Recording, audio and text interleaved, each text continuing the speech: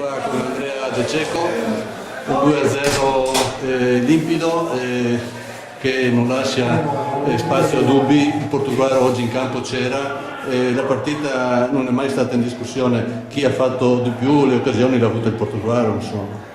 Ma abbiamo fatto una partita degna per il pubblico e per la società, c'era bisogno di dare una svolta, l'abbiamo data e quindi siamo tutti contenti. Abbiamo avuto un primo tempo con alcune occasioni che non sono, specie quel tiro di controbalzo che è andato alto sulla traversa, sembrava una partita forse stregata e magari un 0-0 che comunque era sempre un punto. Il morale dopo questa vittoria è un 2-0 in questa maniera?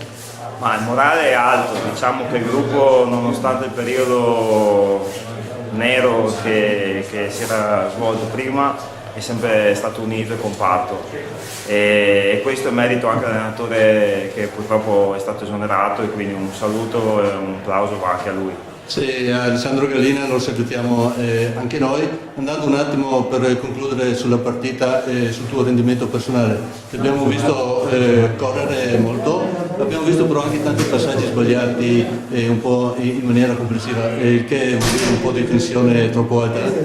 No, stiamo un po' cambiando mentalità, adesso il mister Maggio ci ha chiesto di giocare un po' di più la palla, quindi stiamo trovando i sincronismi, ci vorrà un po' di tempo, sono sicuro che il lavoro darà i suoi frutti. Due partite alla fine, una fuori casa, in casa, se resta così le cose con la prima classifica, come la vedi?